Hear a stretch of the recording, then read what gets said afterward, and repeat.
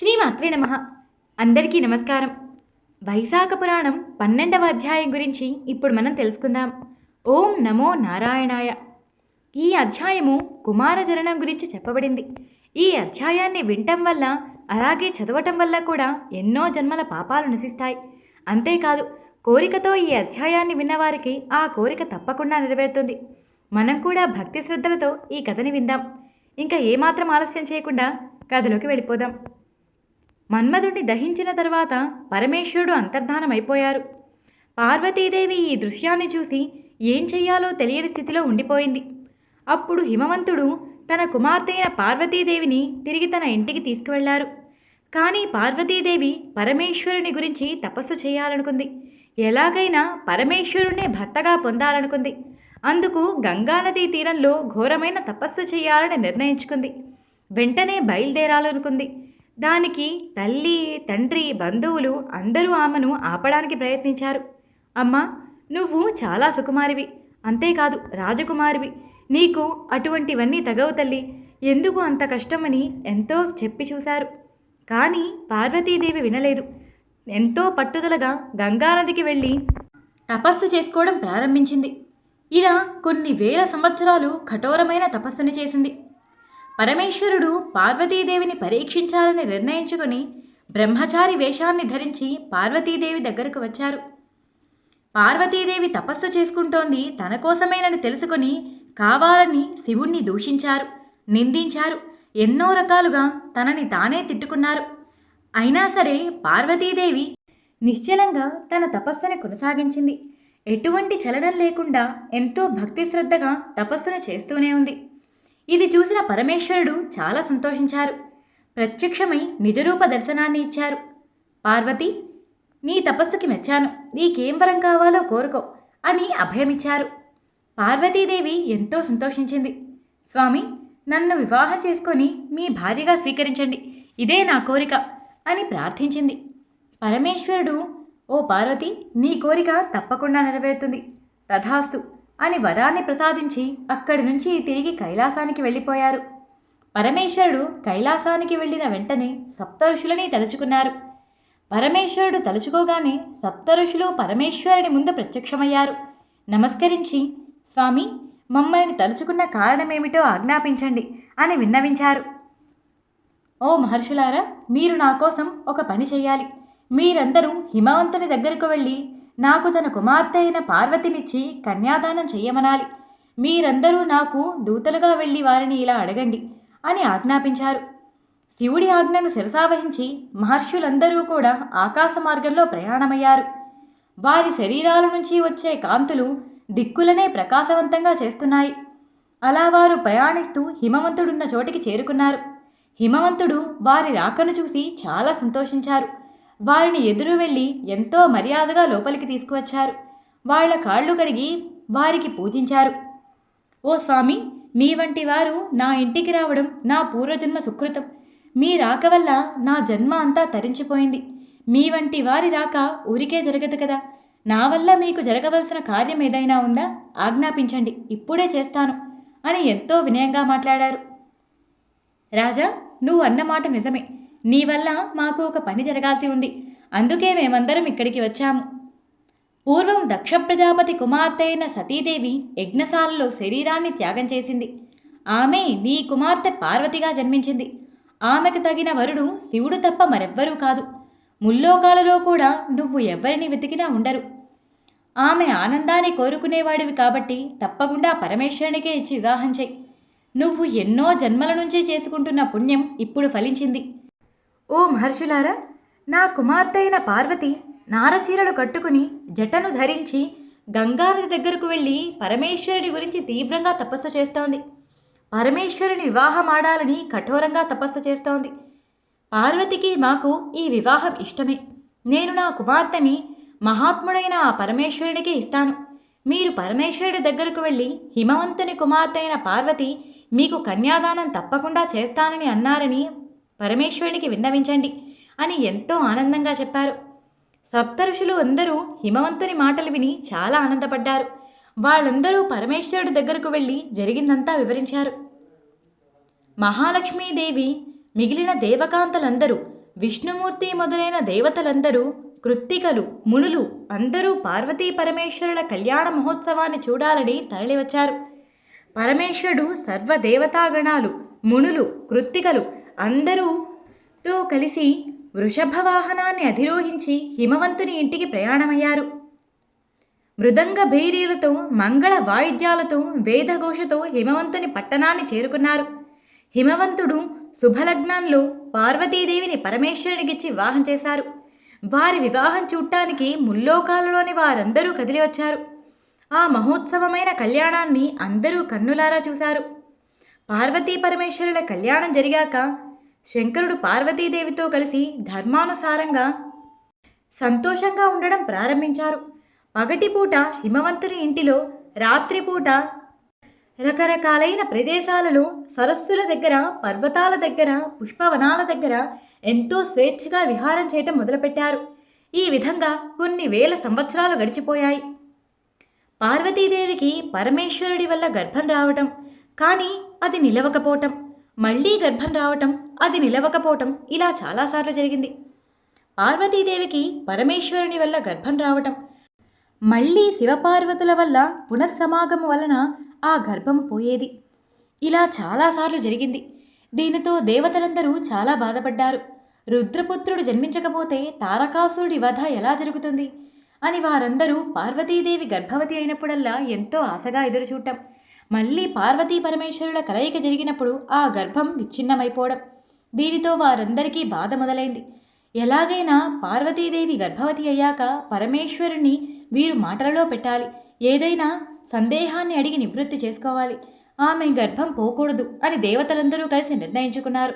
వెంటనే అగ్నిదేవుణ్ణి తలుచుకున్నారు. అగ్నిదేవా అని వారు అందరూ కలిసి ఒకటేసారి అగ్నిదేవుణ్ణి తలుచుకున్నారు. తలుచుకున్న వెంటనే అగ్నిదేవుడు ప్రత్యక్షమయ్యాడు.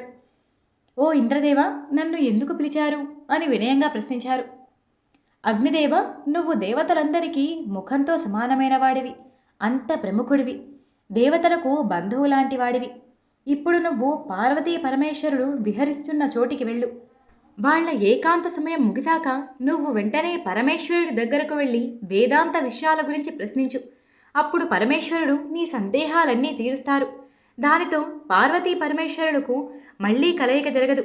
దానివల్ల పార్వతీదేవి గర్భము పోదు. దానివల్ల పార్వతీదేవి రుద్రపుత్రుడికి జన్మనిస్తుంది.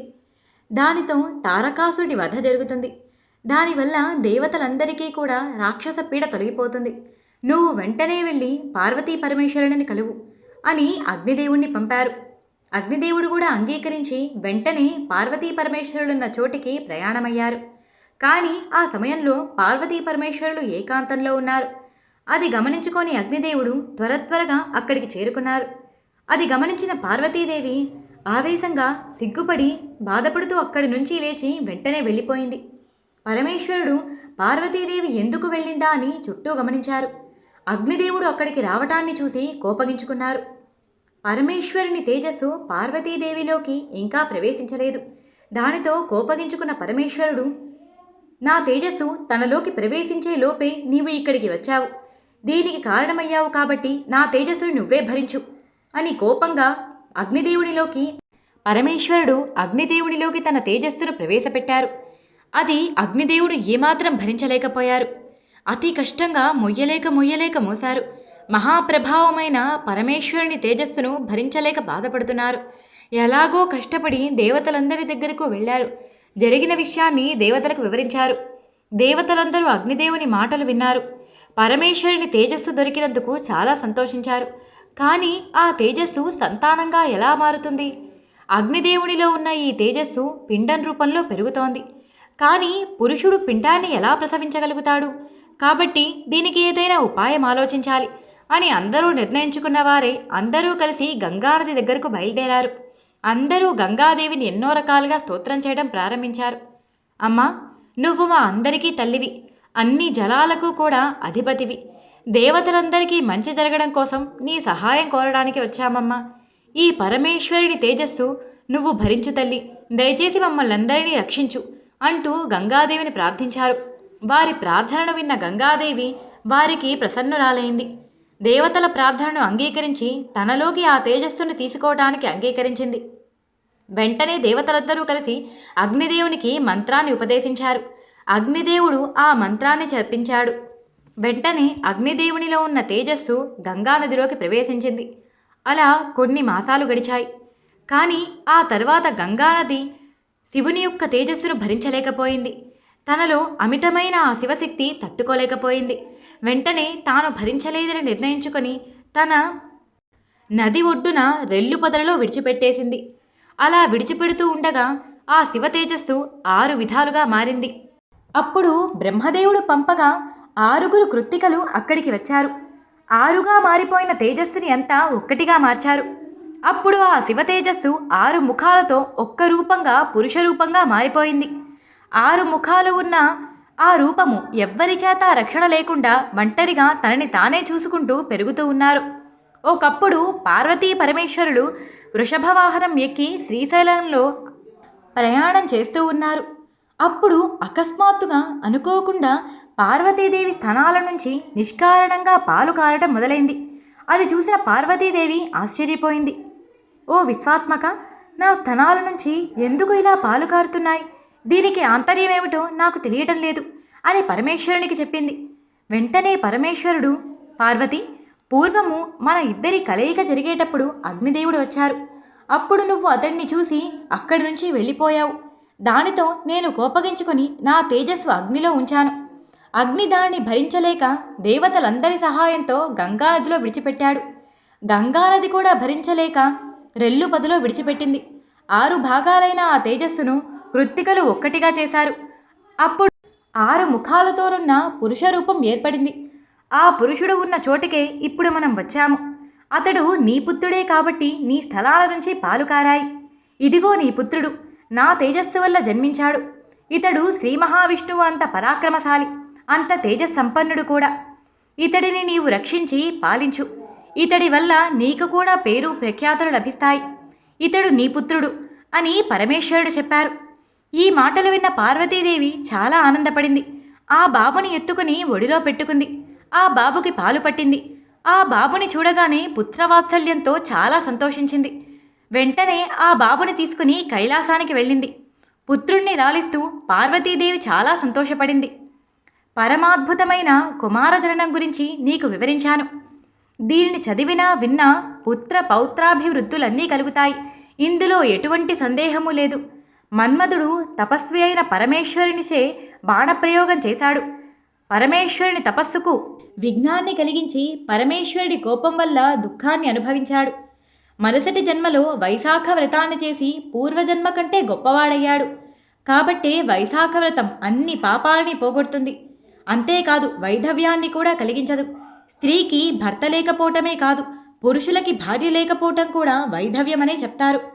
వైశాఖమాస వ్రతం చేసి రతీదేవి చనిపోయిన తన భర్తను తిరిగి పొందింది. మన్మధుడు చనిపోయిన వైశాఖమాస వ్రత మహిమ వల్ల మళ్ళీ తన భార్యను పొందాడు. కుమారస్వామికి విశాఖ అనే మరొక పేరు ఉంది. వైశాఖ మాసంలో విశాఖ జనన శ్రవణం చాలా పుణ్యప్రదమైనది. శివుని కోపాగ్నికి గురి అయిన మన్మధుడు అనంగుడైన ఈ వైశాఖమాస వ్రతమహిమ వల్ల సర్వోత్తముడయ్యాడు. భార్య ఉన్నవాడయ్యాడు. భార్యని తిరిగి చేరుకోగలిగాడు. వైశాఖ స్నానం చెయ్యని వారికి, దానం చెయ్యని వారికి ఎన్ని దాన ధర్మాలు ఆచరించినా, ఎన్ని పుణ్యప్రదమైన పనులు చేసినప్పటికీ వారు అష్టకష్టాల పాలవుతారు. ఏ ధర్మాలు ఆచరించకపోయినా సరే వైశాఖ వ్రతాన్ని ఆచరిస్తే వారికి అన్ని ధర్మాలు ఆచరించినంత ఫలితం పరిపూర్ణంగా దొరుకుతుంది. అన్ని పుణ్యాలు కూడా అతని దరికి చేరతాయి. ఈ విషయాన్ని శృతదేవ మహాముని శృతకీర్తి మహారాజుకు వివరించారు. ఇక్కడితో వైశాఖ పురాణం 12వ అధ్యాయం సంపూర్ణం. 13వ అధ్యాయంతో మళ్ళీ కలుసుకుందాం. నేను చెప్పిన తీరు మీకు నచ్చినట్టయితే వీడియోకి ఒక లైక్ చేయండి. మన ఛానల్ని చూడటం ఇదే ఫస్ట్ టైం అయితే సబ్స్క్రైబ్ చేసుకోండి. పక్కనే ఉన్న బెల్ సింబల్ని ఆన్ చేసుకోవడం మర్చిపోకండి.